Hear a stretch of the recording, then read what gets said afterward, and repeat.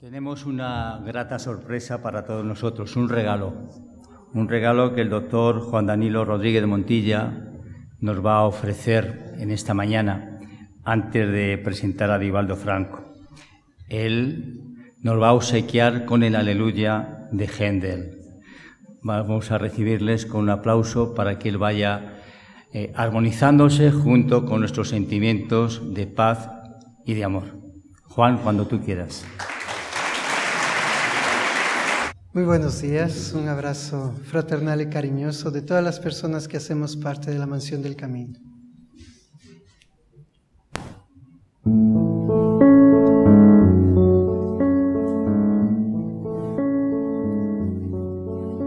Oí hablar de la canción que el rey David cantó al Señor. Yo sé que no te gusta la poesía. Empieza a andar, subir, bajar, las notas fluyen sin cesar. Temblando el rey compuso un aleluya. Aleluya, aleluya. Aleluya, aleluya.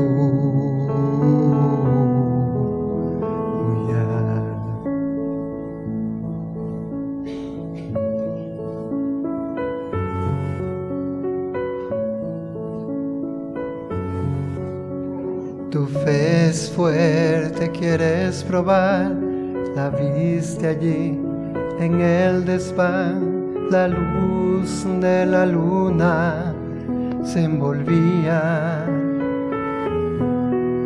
Tomó tu trono y te amarró, tomó tu pelo y lo cortó, y de sus labios vino un aleluya. Aleluya, aleluya. Aleluya, aleluya.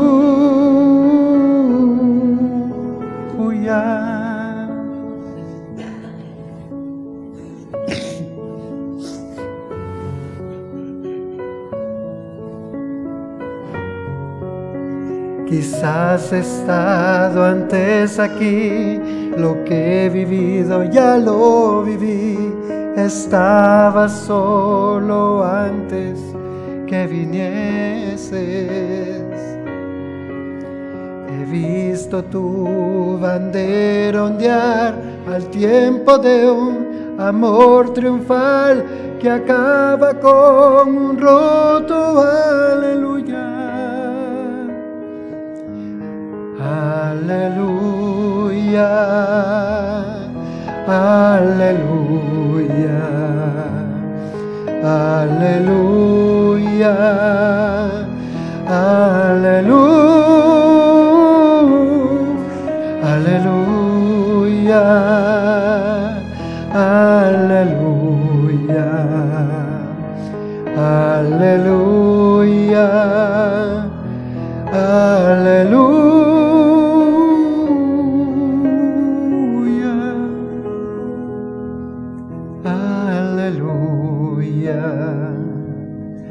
Aleluya, aleluya.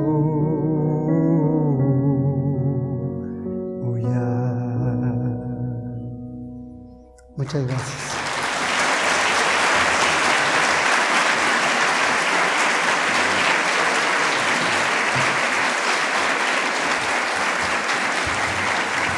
Muchas gracias, Juan.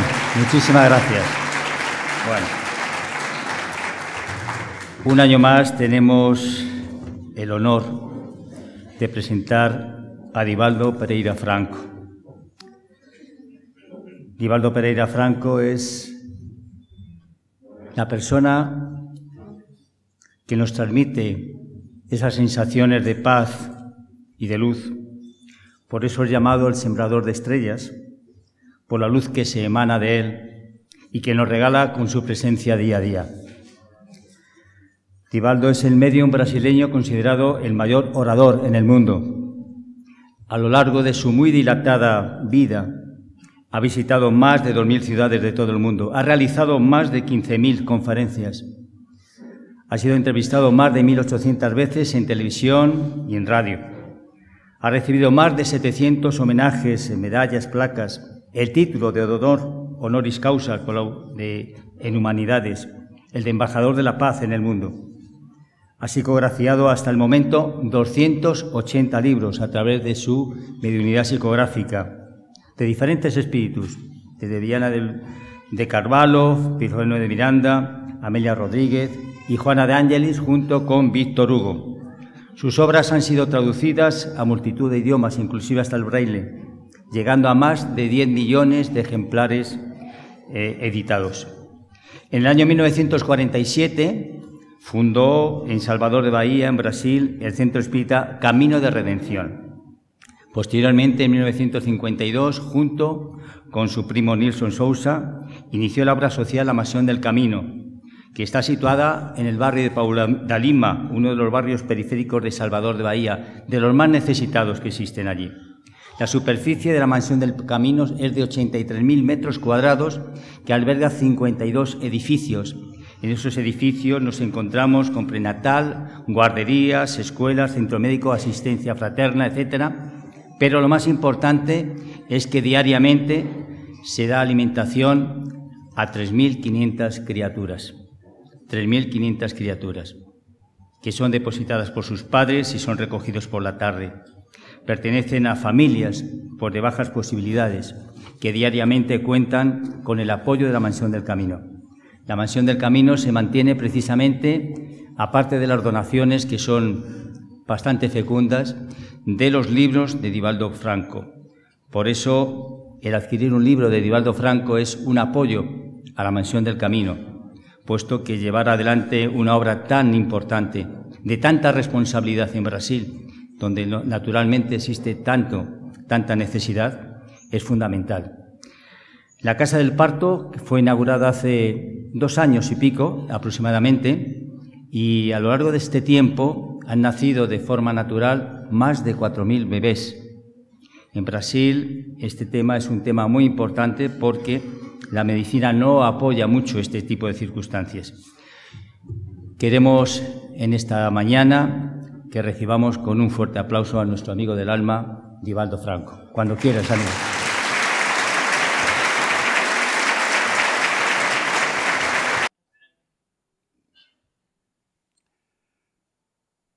Distinguidos membros que constituyen la mesa directiva de este Congreso, señoras, señores, queridas hermanas, queridos hermanos espiritistas, caras amigas y amigos que nos acompañan por intermedio de la Internet, nuestros votos de mucha paz.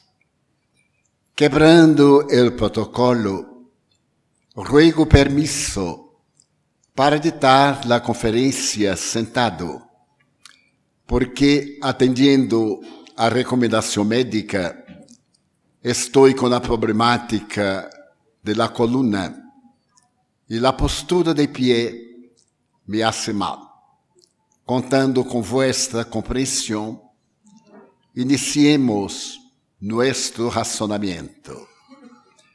El historiador latino Marco Tito Cícero tuvo oportunidad de decir que la historia es la pedra de toque que desgasta el error y presenta la verdad.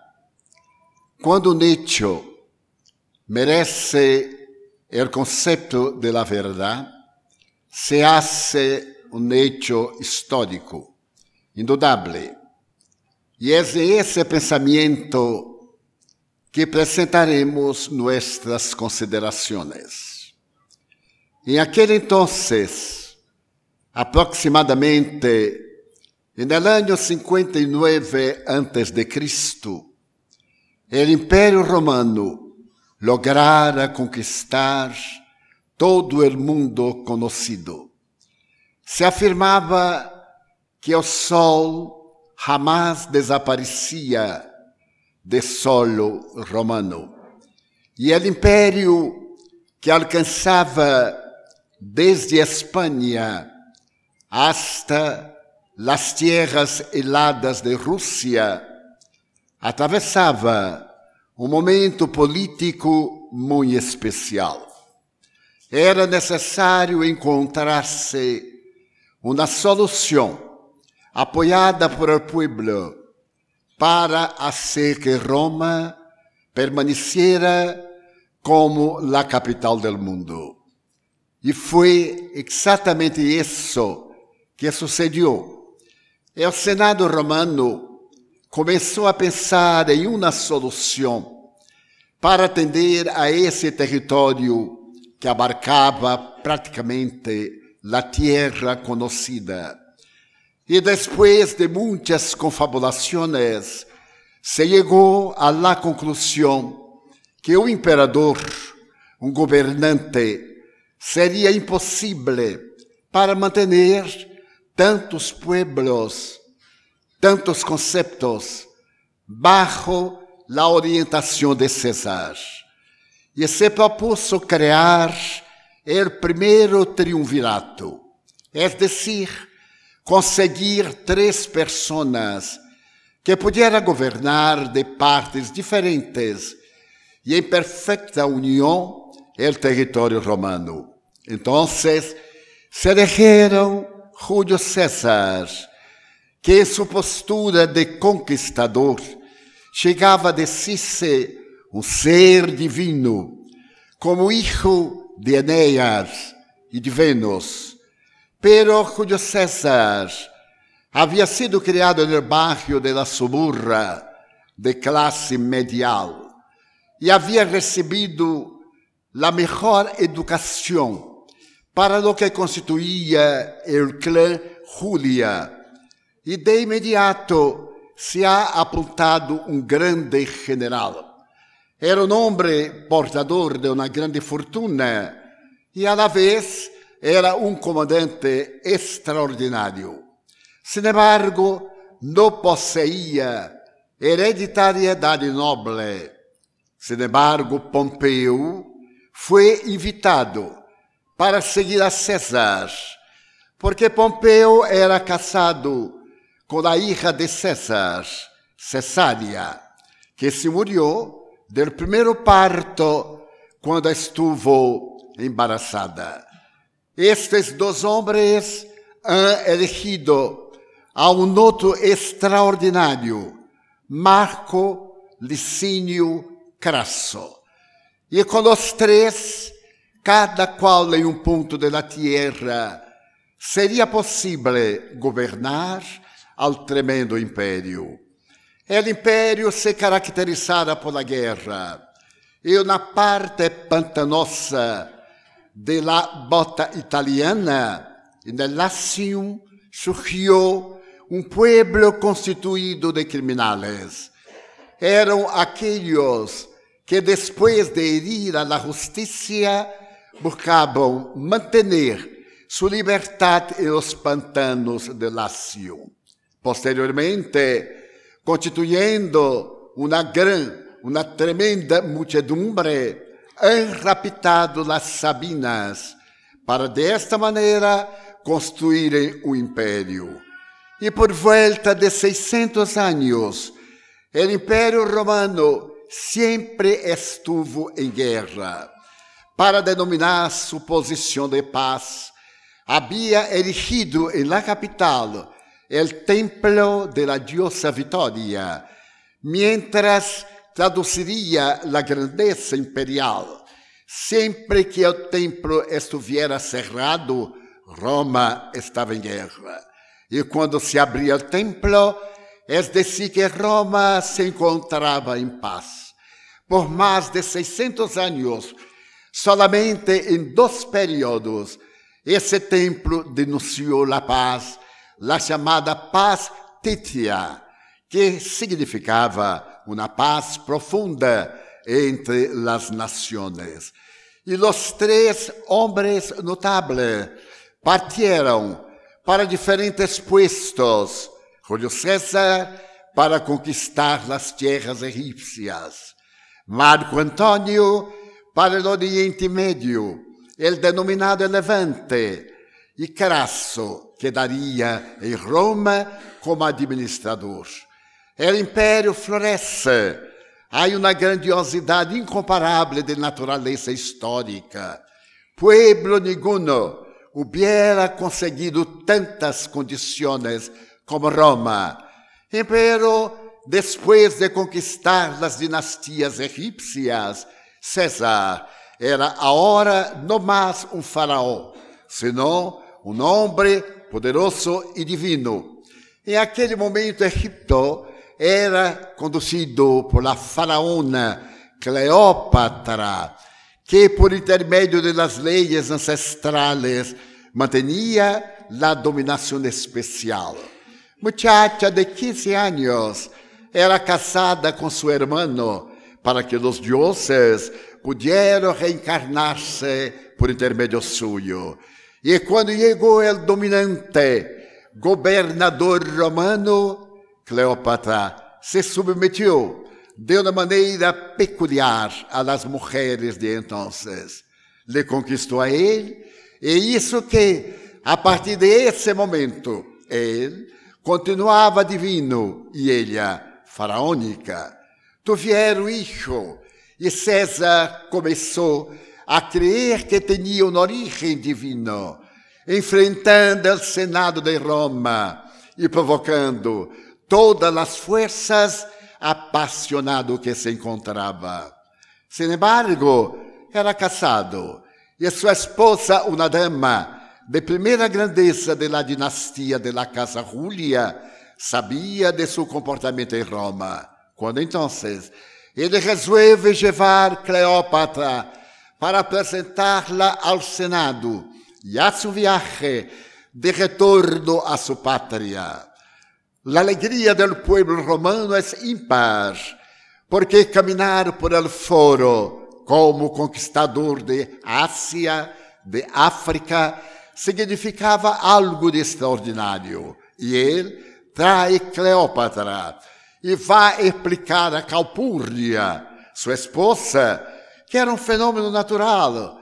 Um homem dominador não poderia quedar-se sem família, sem acompanhamento feminino em las partes remotas do planeta. E nesse momento, ele tinha a ideia de apresentar-se ao Senado, que era, de alguma forma, o governo do governo. E esse dia memorável, chamado los Idos de Março, quando vem e sube a escadaria do Senado de mármore, é apunhalado por seu próprio hijo, que o abraça e que, atendendo à determinação do Senado, quita-lhe a vida. Depois do primeiro punhalo que lhe aplica Brutus, outros senadores lhe clavam o punhal quase 50 vezes. E muere o homem que o mundo divinizava. Naturalmente, o triunvirato fracassou, porque Antônio, no Oriente, conseguiu conquistar Israel. E Israel foi entregado à Síria para que fosse governada como um povo submisso. Este fenômeno é peculiar. Para que se pueda entender a origem do cristianismo e, a la vez, a presença do Espírito de verdade na terra. Passados 4 anos em que o império estava sem governança, se cria um segundo triunvirato. E este segundo triunvirato é organizado por Caio Júlio César Otaviano, que era pariente próximo de César, o divino. Ele elige mais 2 pessoas para o acompanhar. Estas 2 pessoas são indubitavelmente portadoras de uma grandiosidade moral indiscutível. Antônio e outro dedicado lutador partem para conquistar o mundo e Roma triunfa. Sin embargo, entram em luta os três governantes de Roma e por uma razão quase inexplicável do ponto de vista histórico, Antônio perde uma batalha e encontra seu companheiro Octaviano. Retrocede ao Egito, se suicida, Cleópatra se suicida com ele, e então Roma agora está na mão de Caio Júlio César Otaviano, ou Otávio, como se queira. E em este momento há uma paz que nunca houve na terra. Os historiadores afirmam que se tinha a impressão que Deus hubiera descendido hacia a terra para manter este sentimento de humanidade. E na história do povo hebreu, o historiador Flávio Josefo disse que Israel estava desgregada. Há 400 anos que a boca divina não profetizava. Parecia que Israel estava condenada a uma diáspora, a uma esclavitud, conforme sucedera com Babilônia, posteriormente com Egito. A verdade é que o solo de Israel estava dominado por um homem que não era judio, que se denominara a si próprio Herodes el Grande. Herodes era um psicópata. Se hubiera casado com uma mulher precisa, Mariane, que de alguma forma contribuíra para que ele lograra o poder. E é neste momento que ocorre algo de fascinante. Não há guerra em parte nenhuma. El ángel de la paz toca o clarim de la fraternidade. E este governante Otávio se sente dichoso em Roma. Quando se hace a história de Roma, se pergunta como era possível que um governante militar débil, porque era um homem fraco, padecia de uma enfermidade cruel que adquiriera em las guerras de Bitínia. Tinha o corpo coberto de chagas e tinha as carnes envoltas em ataduras. Era muito frágil a los vientos e estava sempre resfriado. Sin embargo, era portador de uma dignidade ímpar. É neste momento que a história repite a filosofia política de Aristóteles, dizendo que um povo solamente é feliz quando educado. E quando seu governante tem dignidade, a dignidade deve vir da casa imperial. Quando os governantes são indignos, o povo não os respeita. E Roma respeitava a Otávio de uma forma brilhante, porque a esposa dele se dedicou a utilizar-se de venenos com os escravos para poder libertar-se de los inimigos políticos. E quando ele supo de esta condição anárquica da imperatriz, la expulsou del tálamo conjugal, de la cama, la obligou a continuar no palácio, sem ter a presença do marido. E este era um exemplo para que se compreendera que a dignidade está por cima de todos e não alguns por cima da lei.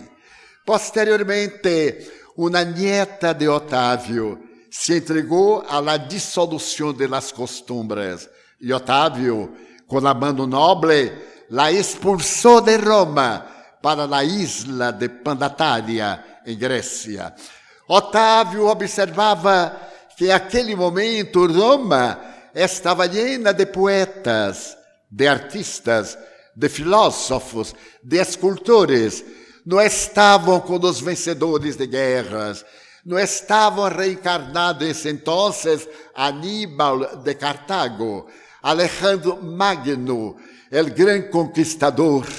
Não estavam Scipion el africano, pero estava Salustio, Mecenas, os grandes poetas da humanidade. O próprio Júlio César havia deixado um legado cultural denominado Las Quatro Edades.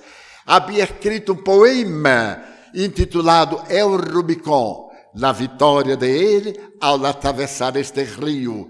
E um pensamento de César, hasta hoje, é repetido: Vini, venceti et conquistat. Estuve presente, acompanhei e conquistei. Era o exemplo máximo. E Otávio, não poucas vezes, no foro, começava a chorar de público em seu extraordinário momento quando o poeta se levantava e ali, da atriz, tendrá a oportunidade de atril, tendrá a oportunidade de dizer: ó sol maravilhoso e fecundo, que em tu passagem pela terra não veas nada que se compare a Roma. O imperador se comovia, porque ele conseguia apaziguar o mundo. E os historiadores perguntam: que houve? Por que este câmbio? É o povo militar, porque em aquele momento as forças divinas da espiritualidade preparavam o noviazgo de Jesus com a humanidade. É este período que uma noite tranquila e fria de abril, e os montes de Betlehem de Judá nasce Jesus, é o extraordinário pacificador da humanidade. É que em aquele momento a terra recebe o ser mais formidável e extraordinário que o pensamento pueda conceber. Em uma gruta de calcário viene um ninho que é o rei da humanidade, predicar as enseñanças de amor e cambiar a estrutura da realidade. Posteriormente, 19 siglos depois, Ernesto Renan, o grande patriarca da cultura francesa, imortal por Academia de França, tendrá a oportunidade de dizer que Jesus é tão grande, que não ocupa na história. Sua cuna dividiu a história antes e depois dele. Este homem singular será depois apresentado por la grande psiquiatra de ordem alemã, esta mulher notável, dizendo que Jesus era tão especial que se hizo o psicoterapeuta mais extraordinário da história do mundo. E essa doutora, basando seus conhecimentos em la doutrina do Evangelho, ha apresentado uma nova terapia no século XX, a terapia do amor como solução para os problemas que dizem respeito à emoção da criatura humana. Jesus nasce e cambia a história da humanidade.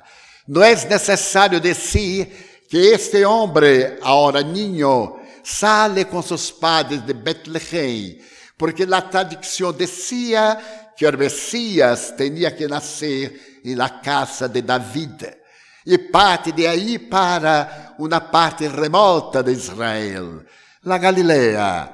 La Galileia é uma parte dúlcida, beija, de clima suave para o Oriente Médio. Allí, a 110 quilômetros, em uma aldeia chica, Nazaré, vai viver esse ninho que irá cambiar a história da humanidade. Por 12 anos, ele permanece como ninho qualquer, e a gente que o vê com uma mulher jovem de 30 anos aproximadamente, ele tinha 12 ou 14, jamais poderá pensar que ali, em aquela pequena aldeia, estará o homem que irá cambiar o pensamento histórico, filosófico, antropológico, moral da humanidade. É por ello que então sucede o conhecimento de sua presença no templo, porque para os judíos, os 12 anos constituye o momento de apresentação ao templo de Salomão de la divinidade. E há este momento que nos fascina, quando ele é encontrado dialogando com os rabinos, um muchachito que perturba a consciência rabínica, uma das mais notáveis da humanidade. Retorna ao anonimato em Nazaret. Seu padre se dedicava à labor de carpinteiro e de outras profissões, como sempre os judeus aprendem desde muito pequenos. E então, subitamente, por volta do ano 28 de nossa história, ou 32, os dados históricos cambiam. Estará ele em um sábado, o Shabbat, na sinagoga, quando subitamente se acerca da trilha da oratória e, tomando de um pergaminho, começa a ler-lo. E depois, dominado por uma força estranha, seu rosto esplende de luz e sua voz, como uma canção, habla de la grandiosidade de Deus. O público está deslumbrado. Não é este o hijo de José e de Miriam que nós conhecemos? E ele disse: mi reino não é deste mundo. Eu venho em nome de Deus para anunciar uma nova era para a humanidade. Aqueles que têm ouvidos, que oigam. Aqueles que sentem, que experimentem o prazer de uma era nova. E então, no público, se levanta o psicópata e começa a dizer: Jesus de Nazaret, nós outros sabemos quem tu eres. E ele lo mira e diz: cállate, porque todavia não é chegado o meu momento. Era a revelação divina. A hora quando este Jesus sintoniza com o pensamento crístico. Para aqueles que não estão informados das doutrinas espirituais, da teologia, quer dizer que em Israel, quando alguém alcança o patamar sublime da inteligência, perde seu nome e passa a ser um Messias, um Cristo de Deus. Entre os indianos, o indivíduo que alcança esse estado psicológico luminoso é denominado Buda.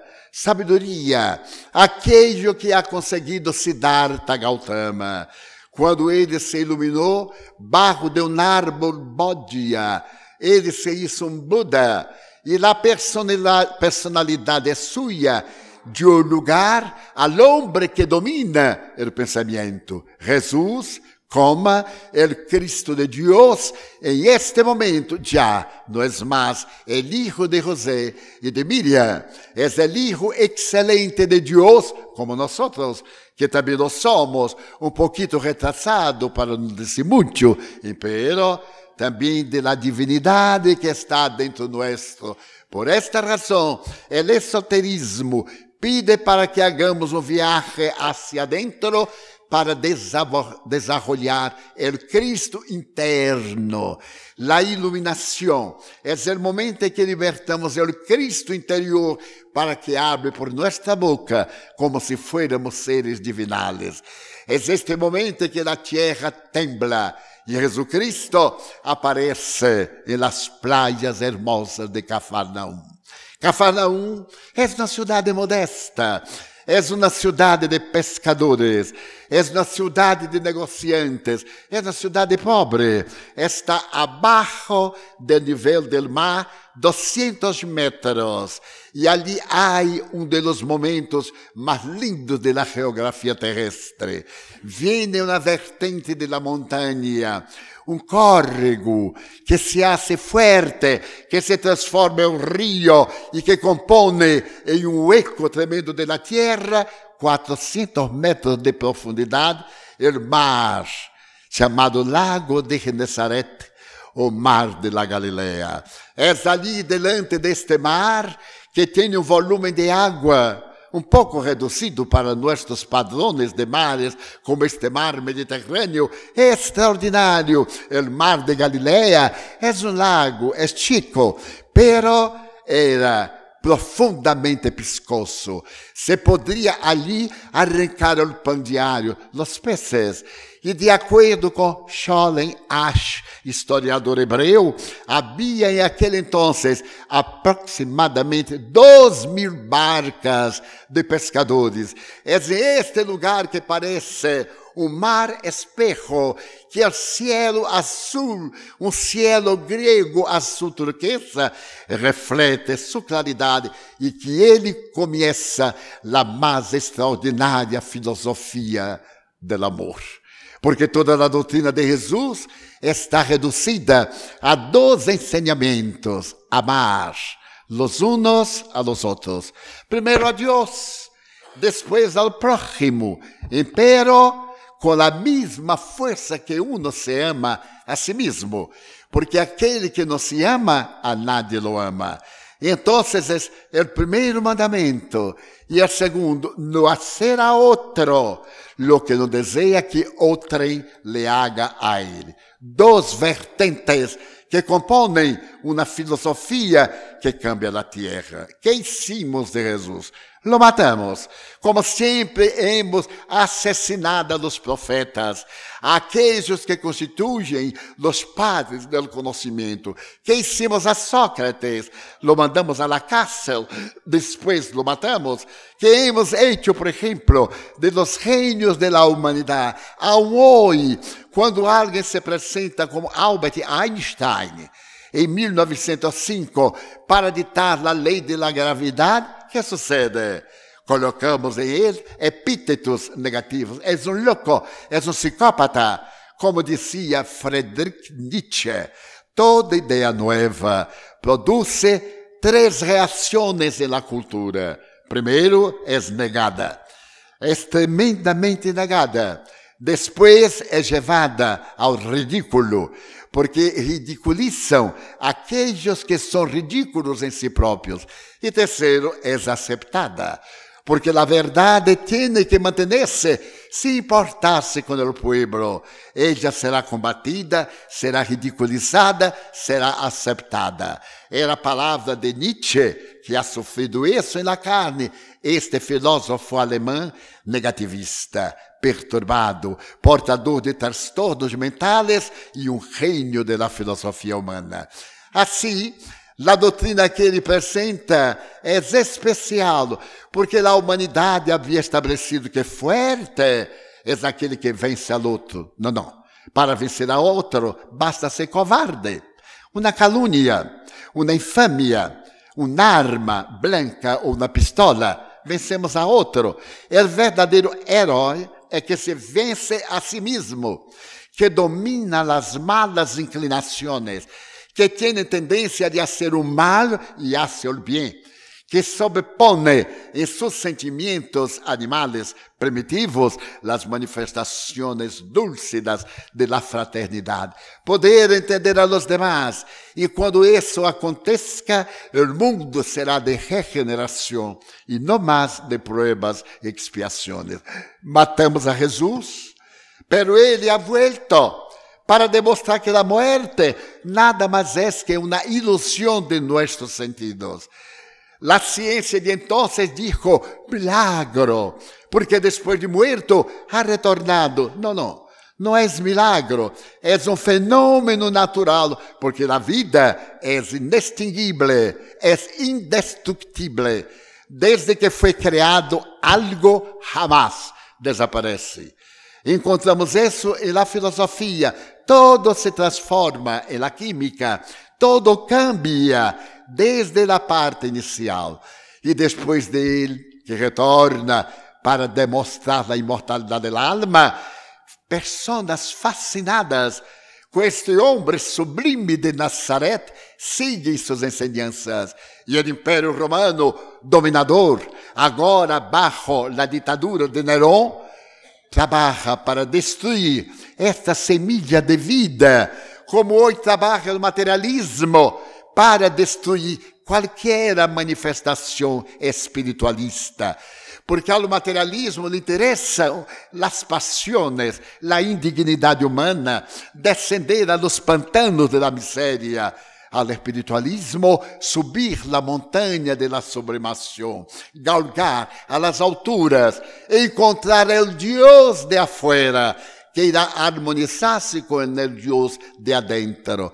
Como dijo el psiquiatra suizo, encontrar el self con la divinidad, mantener este estado luminoso, psicologicamente de paz interior, en que el ego tiene que encontrar el self en un puente de armonía. Como dijo Jesús, como dijo después Pablo, ya no soy yo quien vivo, es Cristo que vive en mí. Como dijo Madre Teresa de Calcuta, amar até doler. Como dijo Francisco Cândido Xavier, yo no soy nada. Yo soy un secretario de los espíritus que se utilizó de mí para su labor. Pasteur, el padre de la microbiología, había dicho, yo no soy nada, yo soy alguien que está en cacería de los microbios, nada más. Entonces Jesús consigue atraer más de 1 millón de personas que irán ser sacrificadas desde el año 58 de Nerón, después del incendio de Roma, hasta el año 221, cuando el último imperador abandona la persecución a los cristianos. Y en el día 13 de junio del año 313, cuando se hace imperador Constantino, después de la lucha en el río Tíbere, en el puente Milvia, en contra de su enemigo, él firma un documento que es una declaración que a partir de ese entonces el cristianismo no será más perseguido en Roma. Los cristianos ahora son ciudadanos de Roma, pero el emperador es el jefe de la doctrina y es el jefe de la vida civil. Es el momento en que el pensamiento cristiano sufre su primera adulteración. Porque aquellos que eram perseguidos passam a ser perseguidores. Aquellos que permanecem no politeísmo são perseguidos por estes que são monoteístas. Os templos de Júpiter, de Apolo, de Vênus, de Vesta, são transformados em catedrales. O bronze de Júpiter Capitolino foi puesto a derreterse, y hoy cuando llegamos a la iglesia de San Pedro en Roma, a la derecha hay una estatua de San Pedro con el bronce que perteneció a Júpiter Capitolino. Paramos de ser este sentimento cristiano puro para ser un sentimento de orgullo, de adoración de estatuas, de proclamación de dogmas, y el mensaje de Jesús fue adulterado. Posteriormente, parte de aqui de Espanha, graças a um militar fracassado, a ordem do jesuitismo, que vai destruir praticamente as doutrinas e a filosofia indígena de los novos países conquistados. Eu me recuerdo que he visitado em Colômbia uma catedral de La Sal. Esta catedral tem uma história muito bella. Quando ali chegaram os jesuítas para imponer a doutrina de Cristo, retuvieron 10,000 indígenas en la catedral, cerraron la puerta y los mataron, porque ellos eran paganos. Dios mío, ¿cómo podrían ser otra cosa si no había nada? Eran indígenas. En Brasil, dizimamos más de 10 millones de indígenas. Destruímos su cultura, sus religiones, en nombre de Jesús, para imponer un Dios blanco a sus dioses anímicos, a aquellos que perteneciam al psiquismo, y resultó en doutrinas tremendamente salvajes, como la hechicería, otras denominaciones, haciendo que estes pueblos que tienen derecho a sus convicciones, porque Jesús jamás impuso, sempre expuso. Ao revés de imponer, explicava, a doutrina de Jesus é de amor, não é de imposição. Por isso que não é uma doutrina fácil. Ser cristiano é bello, pero é muito difícil, porque é uma coisa simples, e nós outros gostamos das coisas complicadas. Quando damos uma explicação sencilla, a pessoa não crê. Quando damos uma explicação muito enrodilhada, com muitas palavras que nadie sabe o que é, dizemos, e nos quedamos como intelectuais de cultura, seleção e de Euridiges. Então, aconteceu isso, e posteriormente vêm as lamentáveis guerras, denominadas cruzadas, em que o Papa necessita de plata e manda que Pedro, el eremita, salga por Europa proclamando a necessidade de libertar a sepultura de Jesus, uma sepultura vazia, pedras e pedras, onde ele estuvo. Eu estou em toda parte, donde me evocardes, aí estarei com vosotros. E vêm as cruzadas lamentáveis. Saladino, quando encontra Francisco de Assis, o homem cristiano, lhe disse, vete, Francisco, dile ao Papa que me mande uno como tu, e nel Ocidente permanezcas tu, ensinando o amor e tendremos a paz. Pero o Papa preferiu a guerra, e hasta hoy, muçulmanes e cristianos, estamos em luta.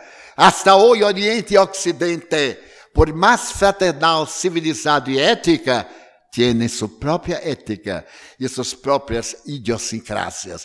Pero Jesus sabia de nossas misérias. Pode haver nada pior que a Inquisição, Galileu que diga, porque demonstrou que a Terra era não o centro do sistema solar, sino um astro que girava em volta do Sol. Foi condenado. Solo não o mataram, porque era anciano, tinha 80 anos, era viejito em aquele entonces, porque agora 90 anos não é vejez, é juventude. Então, o pobrecito tinha solamente 80 anos e teve que quedar-se na cárcel e negar, e dizer que a terra era fija. Então, obrigado, a terra é fija. Sim, pero como era rebelde, como todo italiano, dijo de ponta, e pé se mueve, e por si mesmo se mueve. Por el crime de haber abierto o conhecimento, foi vítima da Santa Inquisição. Para termos uma ideia, no sul de França, a Inquisição matou mais gente que as guerras de 30 anos entre persas e gregos. 30 anos de guerra. A Inquisição matou suavemente para apoderar-se de los bienes de las criaturas humanas. E hasta hace pouco tempo em Espanha, onde tuvimos o auto de fé em Barcelona, em 9 de outubro de 1861, percebimos os cátaros, uma doutrina extraordinária, os cátaros perseguidos hasta o século XIX, por el crime de crer de uma forma diferente. Não era este Jesus, e ele sabia, dijo, eu me iré, pero não os deixarei huérfanos. Eu mandarei a alguém que pueda repetir mis lecciones, alguém que pueda estar com vosotros e profundizar mis conhecimentos. É um momento, a hora de ignorância. Eu mandarei o Espírito de la verdade. E este Espírito de la verdade, que são as vozes do mais allá, do cielo, descerão na terra e cambiarão tanto as humanas criaturas. Vamos fazer um pouquinho de história teológica.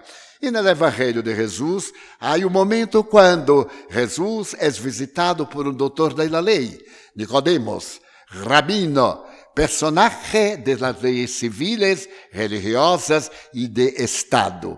E este doutor sente que o maestro tem algo de extraordinário. Se comove e narra Juan Evangelista, quando ele pergunta, Senhor, que é necessário fazer-se para entrar no reino dos céus?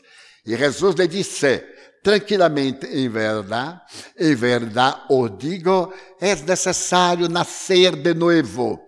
El anciano se choca. ¿Cómo? ¿Cómo nacer de nuevo? ¿Cómo un hombre puede volver al vientre de otra mujer para nacer de nuevo? Y esto no es posible. El maestro sonreí de la ignorancia de Nicodemos y dice, es necesario nacer del agua y nacer del Espíritu. El viento viene y no sabemos de dónde viene para dónde va. Así es todo aquel que es nacido del Espíritu. ¿Qué hicieron las religiones? Que nacer de nuevo es recibir el bautismo praticado por Juan, el primo de Jesús, Juan Bautista. Nacer del agua, recibir el bautismo, limpiarse del pecado original. ¿Cuál? El pecado de Eva. ¿Cuál Eva? No hubo Eva. Esa es una leyenda. No está en la Biblia, es otra leyenda. Porque la Biblia dice cosas que pertenecen a los fenómenos del pensamiento ancestral, que Dios construyó el universo en poco tiempo, en 6.000 y poco. La India ya tiene más de 8.000 años de la fecha que la Biblia afirma que Dios creó el planeta. Me permito narrar, porque es tan curioso, que Dios dijo que se haga la luz, y se hizo la luz. Y este fue el primer día, y el segundo, el tercer día, que hagan los astros. Alguna cosa está errada. ¿Cómo pudo haber luz antes de haber astro? Entonces, el orden sería que hayan los astros, para después que haga la luz. Pero las personas me dicen, no, Divaldo, la Biblia no mente. No, no mente. Es simbólico, es arquetipo, es un arquetipo de los antiguos babilonios. Moisés estuvo en el Egipto y estudió los misterios. ¿Cuáles eran los misterios? El esoterismo. ¿Qué es el esoterismo?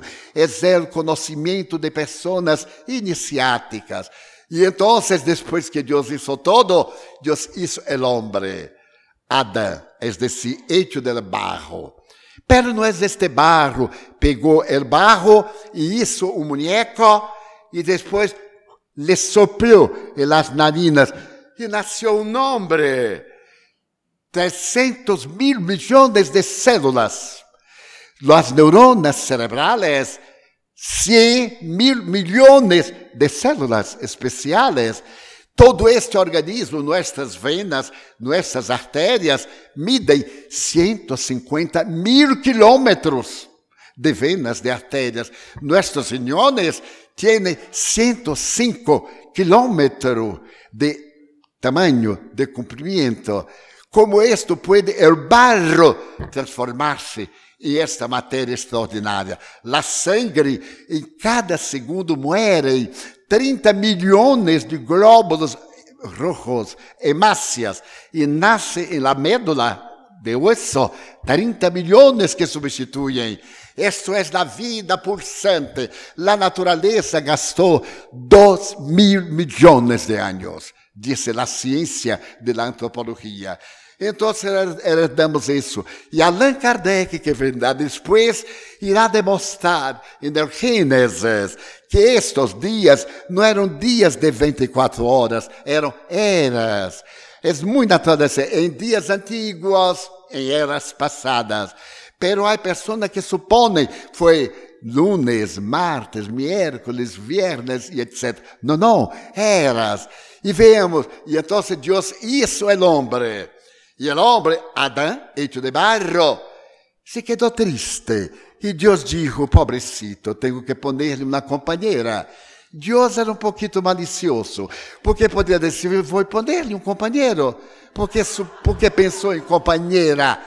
Y entonces Dios puso a Adán a dormir y le quitó una costilla. Las mujeres tienen que depender del hombre. Es una costilla del hombre. Y entonces de una costilla Dios hizo la mujer, que no parece nada con una costilla. Al contrario. Y entonces le dio el nombre de Eva. Es tan ridículo. Yo tengo un amigo materialista. Y un día yo abordé el origen a la luz de la antropología. E falei a história, como está na Bíblia. Eu sou ex-católico e já leio a Bíblia umas 100 vezes. A Bíblia de portada a portada, tapa a tapa. Então, Deus lhe mirou e disse, tenéis todo o paraíso, menos deste árbol. Aqui não podeis alimentar-os de nada. E eu me dou conta que Deus era sádico. Porque quando proibimos, não há quem suporte proibição. Se dissera, pode comer todos os frutos, não lo queriam. Queriam outro, porque nós outros somos rebeldes. E então, desse árbol, que se chama el árbol de sabedoria, é, portanto, um arquetipo, não é na realidade. Aparece uma serpiente, que era o demônio, disfrazado de serpente, e le habla a Eva. E aquele entonces, as serpientes hablavam, Eva, experimenta deste fruto. Não, Deus proibiu. Eva, não seas tonta, experimenta. Não, Deus proibiu. Então a serpente diz, come a manzana adelgaça. Então ela comeu, porque aquele que come manzana adelgaça, ela comeu. Hasta hoje quem quer adelgaçar-se que come manzana e mantém. E então, quando se miraram, estavam desnudos, estavam sem roupa. Não é possível que creamos em isto. Perdone, não é uma crítica, não é uma ironia, é uma análise jovial. E então se perceberam a nudez, é decir, tiveram conhecimento do corpo. Isto é muito bem explicado por el esoterismo, é o conhecimento da verdade. Então nos dispe quando sabemos a verdade. Buscad a verdade e a verdade os libertará. E então tiveram 2 filhos, varones, Caim e Abel. Mira que lindo, el bien e el mal. Caim era malo, Abel era bueno, era ingenuo. Que culpa tinha Caim de ser malo? Deus não hizo malo, nasceu malo. Todo o que Caim hacía, Deus não lhe gostava. Todo o que Abel hacía, Deus dizia, oh, Abelito, que fantástico. E Caim se foi ponendo rabioso, como Deus me ponia. Imagina, Deus não gostar de mim. É um absurdo. E um dia Caim, com rabia, le matou a Abel. E le hizo muito bem, porque Abel era privilegiado e ele não era nada. E então Deus lhe apareceu com rabia. Se Deus tem rabia, quanto mais eu.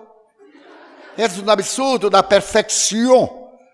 É o máximo. É o poder do pensamento cósmico. Não és um ser humano para ter rabia como eu.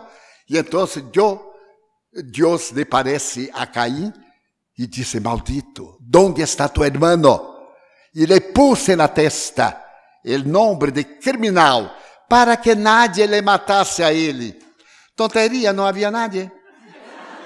Solamente o padre, a madre e ele. E ele então saiu de ali e foi para as terras de Colbe, onde se casou. Com quem?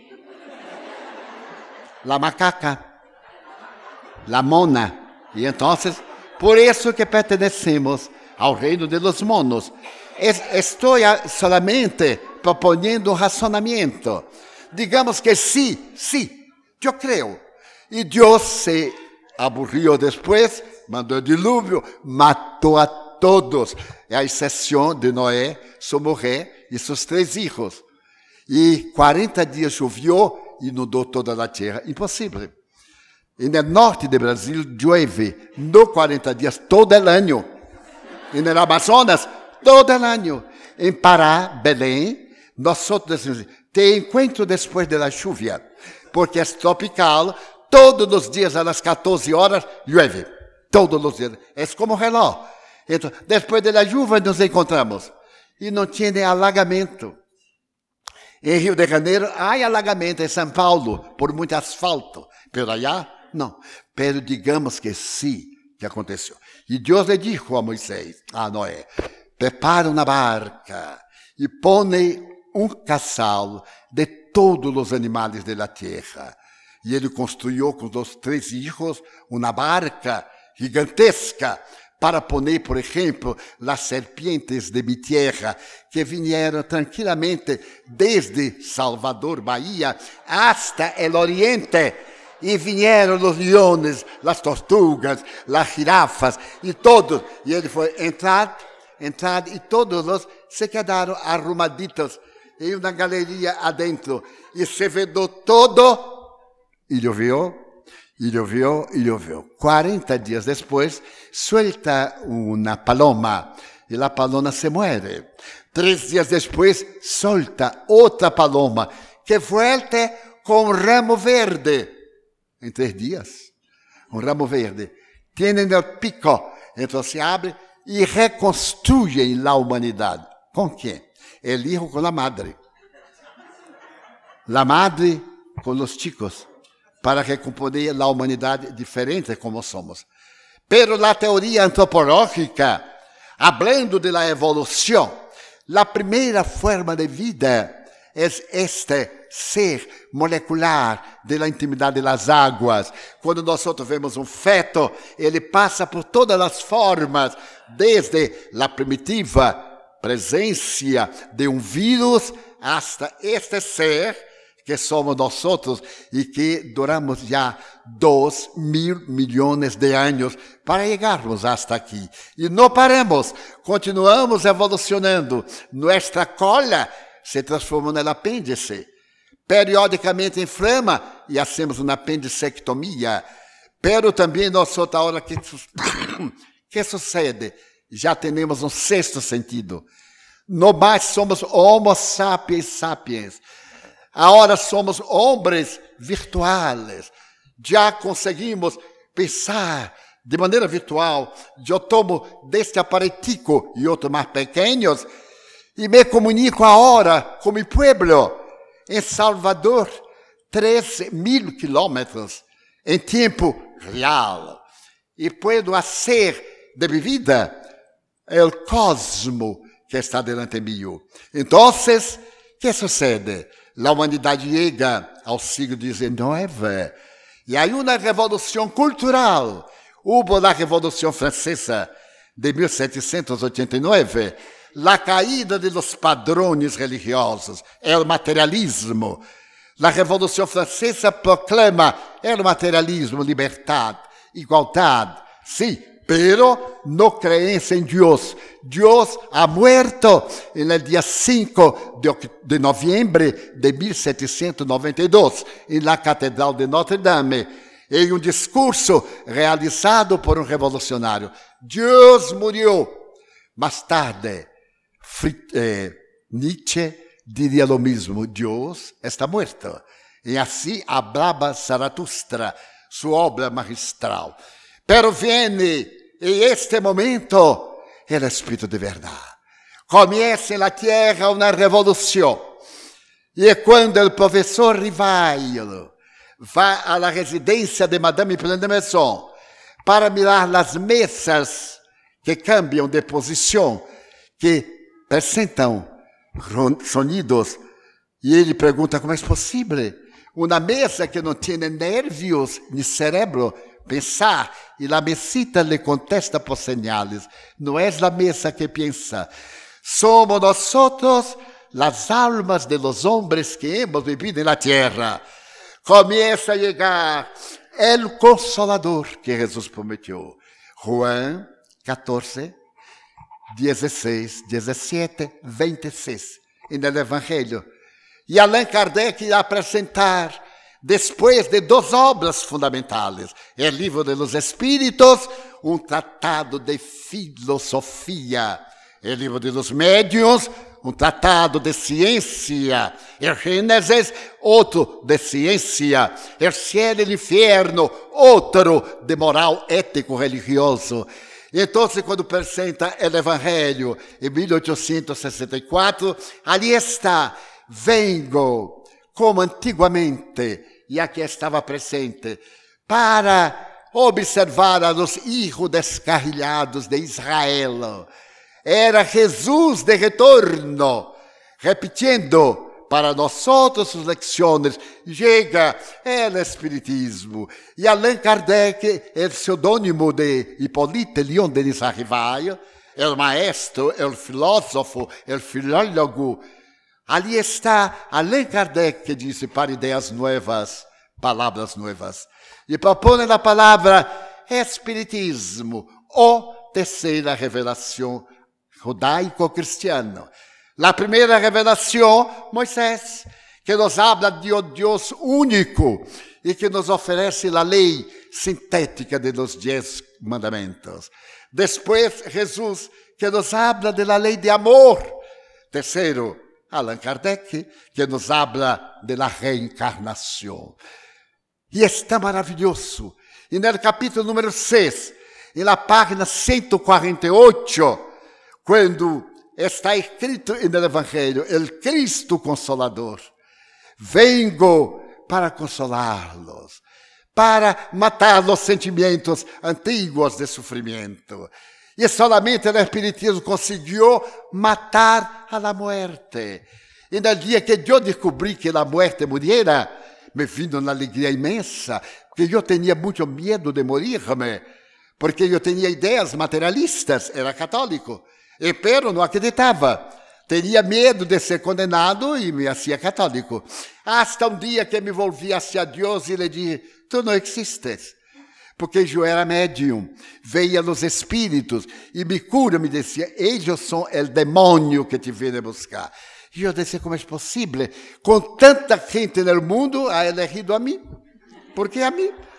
Ora, e eu orava, produje calo em minhas rodilhas, delante do altar do Espírito Santo, que é a chama mantenida sempre prendida nas igrejas. E quanto mais eu orava, mais demônios me apresentavam. Era uma paradoxa. Então, um dia eu lhe disse, mire, se tu queres Deus, não te puedes com Satanás, como pensas que eu vou poder? Então, tudo isso é uma mentira. E eu sou psicópata. Muito simples. Tenho um delírio mental e lo mais é imaginação. Da forma que eu imagino que vejo o que não vejo, e me quedei tão feliz de ser materialista. Pero os obsessores me diziam, não somos tua imaginação, somos tu inimigos de outra vida.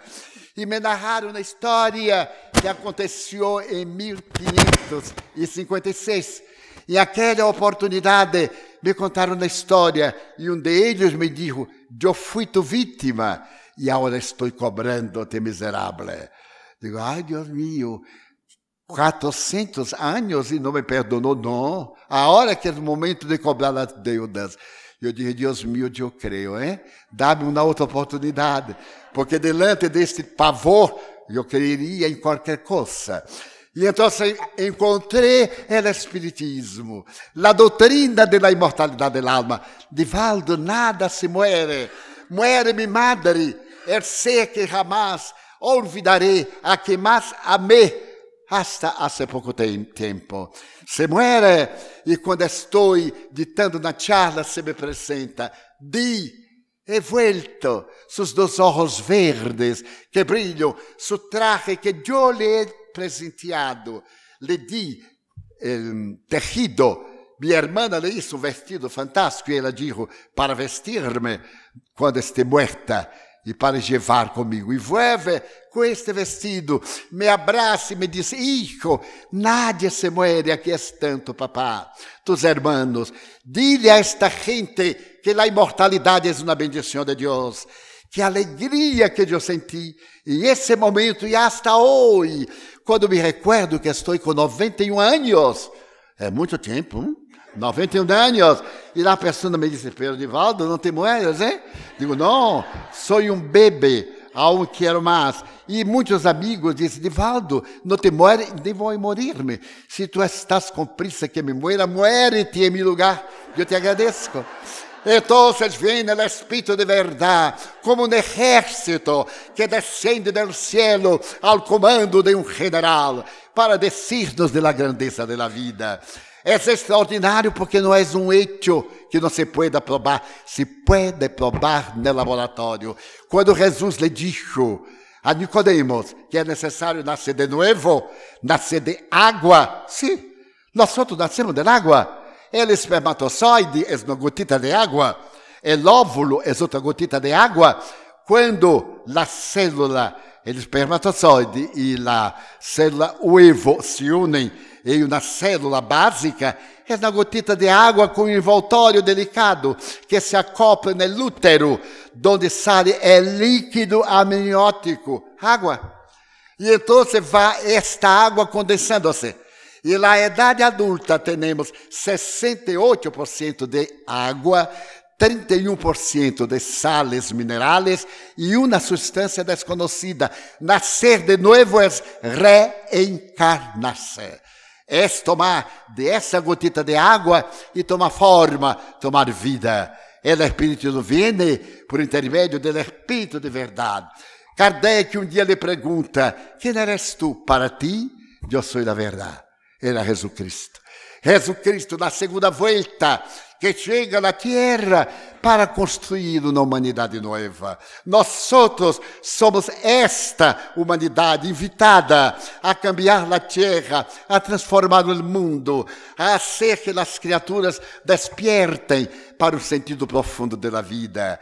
É por ello que desde há 25 anos se celebra em terras de Espanha congressos para que podamos debater, para que podamos informar, para que podamos ampliar os horizontes do pensamento e nós tenhamos esta energia de Hércules para suportar as dificuldades inerentes ao corpo físico, inerentes a nossos erros e equivocações de esta existência, porque todos nós temos equivocações de esta existência e de outras que nos precederam.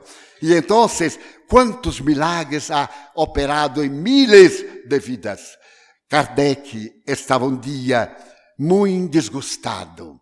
Havia 10 anos que publicara o Livro dos Espíritos.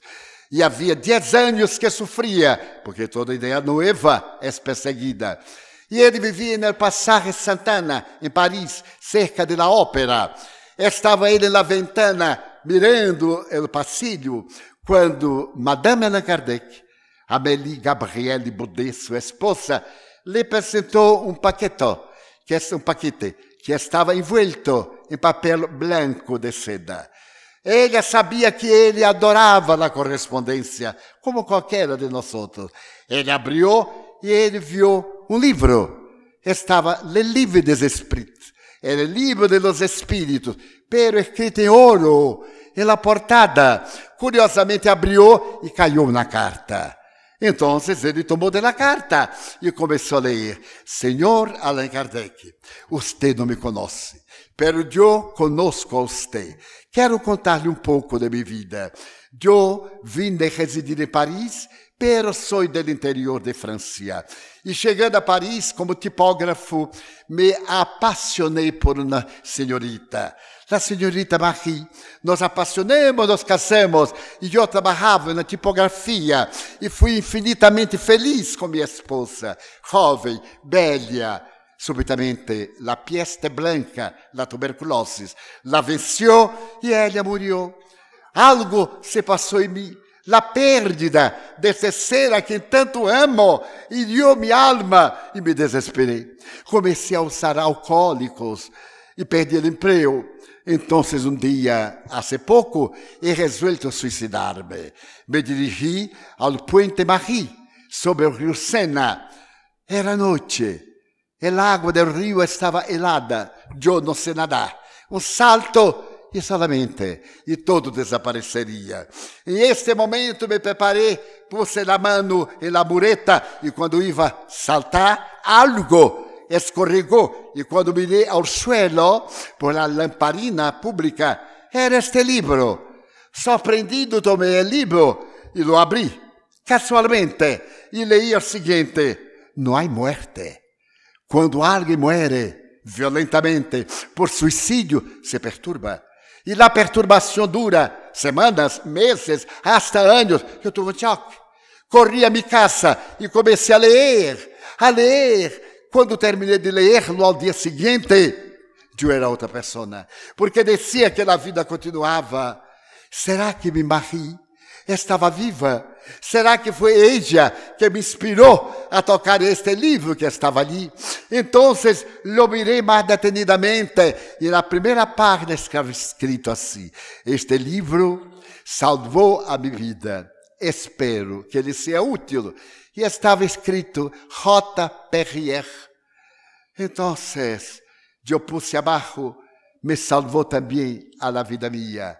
E aí está meu nome. Como sou tipógrafo, preparei, lo enquadernei, volvi a trabalhar e quero agradecer-lhe, senhor Allan Kardec, por essa obra fantástica que salva milhões. Allan Kardec mirou o livro, pôs a mão na cabeça e continuou trabalhando hasta morir-se de cansaço. A los 65 anos de idade, mientras su guia espiritual e é o médico que o atendia na terra, que dizia, necessita repouso. Ele sabia que tinha pressa de deixar a doutrina do Consolador lista para salvar a humanidade. E se desencarnou no dia 31 de março de 1869, com 65 anos de idade. E nos legou o Espírito de Verdade, que são as 5 obras, a base, o livro de los Espíritos, 119 inquietudes, perguntas, contestações, comentários, habla de todo o conhecimento filosófico. Depois o livro de los Médios, que não foi ultrapassado hasta hoje. Vosotros me perdoneis, eu he leído muito para a psicologia, que surgiu em 1932, com um matrimônio de psicólogos em uma universidade dos Estados Unidos. He leído psicotrônica, a doutrina que vino depois, psicobiofísica, e agora he observado, por exemplo, os fenômenos materiais, os trabalhos de um sueco extraordinário que conseguiu gravar as vozes imortais em cinta, posteriormente as gravações em televisão. E nadie logrou escrever nada igual ao livro de los Médios. Todos han utilizado da definição de Kardec, aqueles que são médiuns conscientes e inconscientes, ou intelectuais e materiais, utilizaram-se a partir do padre da fisiologia humana, Charles Richer, prêmio Nobel de Fisiologia. A doutrina espírita é um tratado de ciência que prueba todo aquilo que informa. E a consolação espiritual. Um dia era eu muito jovem e estava em um trem, viajava, ia visitar uma psicópata, suponhando que era louca e era obsessada. E quando retornávamos, eu tive um sonho devastador. E me dormi, me senti fora do corpo, tinha 18 anos, não entendia de nada. E estava, me veia no trem, o trem correndo, meu amigo ao lado meu, que tentava despertar-me, e subitamente visto na área enorme, centenares de ninhos, de criaturas, correndo, e um anciano. Esse anciano estava de espaldas. Eu me acerquei, e quando ele se volviu, era eu, viejo, de cabelos blancos. Os meus não quedaram blancos porque não os deixo. E então, ali estava o viejito, e dizia a voz, tu tienes que dedicar-te à educação de vidas, à educação moral, à educação transcendental. E eu me despertei e disse, Nilson, tu viu uma pesadilha? E le narré. Nasceu aí a Mansão del Camino, que já atendeu a 130.000 pessoas, mais de 25.000 niños que se hicieron cidadãos, graças ao Espírito de Verdade, porque compreendi que a vida tem um sentido servir. Quem não está preparado para servir, não ha logrado madurez espiritual. Deixei de ser el niño herido de la psicología para ser un hombre madurado. En todos estes años, después de percorrer un tercio del mundo, bajo la inspiración de estos espíritus, sin tener amigos ricos, sin ser rico, conducido por las voces, vete, como llegué a España, casualmente, e uma voz me pediu para que aqui chamara a uma doutora, que era terapeuta, que ela sabia, no período de Franco, ela sabia onde estavam os espíritas que trabalhavam nas catacumbas, a las escondidas. Em Portugal, idem, e na Inglaterra, idem. E assim por diante. Então, nós outros somos invitados por el Espírito de verdade a cambiar o mundo. Pero lo cambiaremos quando nos cambiarmos a nós mesmos.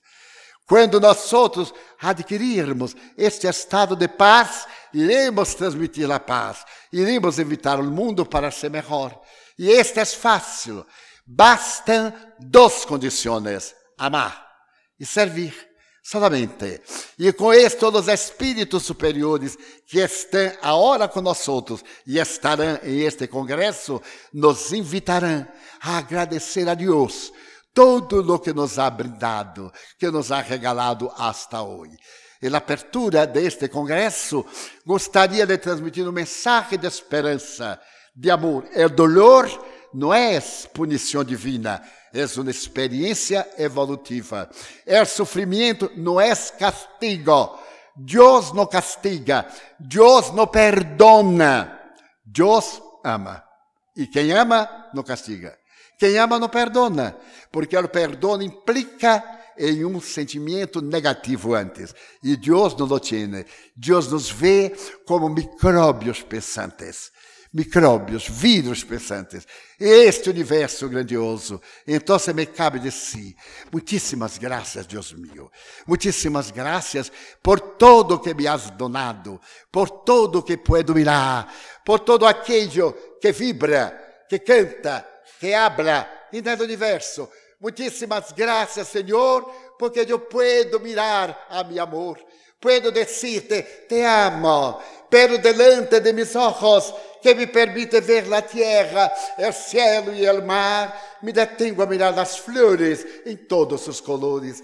Muitíssimas graças, Senhor, por la mirada minha.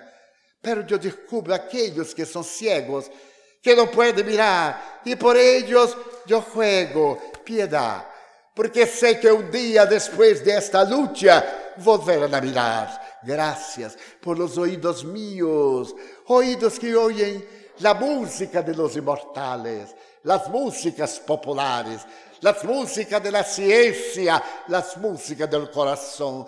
Sin embargo, encuentro en la tierra aquellos que não conseguem escutar, e eu sei que depois desta lida, e na outra vida, volverão a caçar. Graças, Senhor, porque eu puedo cantar por la voz minha, por la voz do ganadeiro, por la voz do científico, de consuelo, por la voz dúlcida e tierna de la madre, del padre del amor.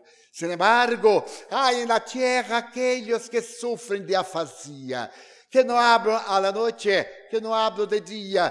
Oro por ellos, porque sei que depois deste vivir, voltarão a gritar e a sentir. Muitíssimas graças por mis manos, manos de adioses, manos de ternura, manos que libertam da amargura, manos de los abraços, manos de psicografias, de poesias, manos de cirurgias, manos de adioses, por las manos que no seno envuelve um corpo ajeno e por meus pés que me levam a caminhar. Graças, porque puedo bailar. Pero delante del cuerpo mío, quero dizer-te graças, Senhor, porque há tantos que são limitados, paralisados. Eu sei que depois desta reencarnação, eles também bailarão. Graças por meu hogar. É tão maravilhoso ter um hogar. Sea uma mansão, sea um lugarcito, sea um palácio, sea um lugar de dolor, pero que adentro de ele haya a presença do amor. Amor de madre, de padre, de mulher, de marido, de parceiro, de hijo. Ai, Senhor, a presença do amor. Pero se acaso eu não tenho a nadie, não tenho a nada, sequer um gato ou um perro para acompanhar-me, quero dizer-te, Padre meu, que te amo a ti e te quero dizer graças porque nasci, graças porque creio em ti, por tu amor, graças, Senhor, por sua atenção. Muitíssimas graças, Senhor.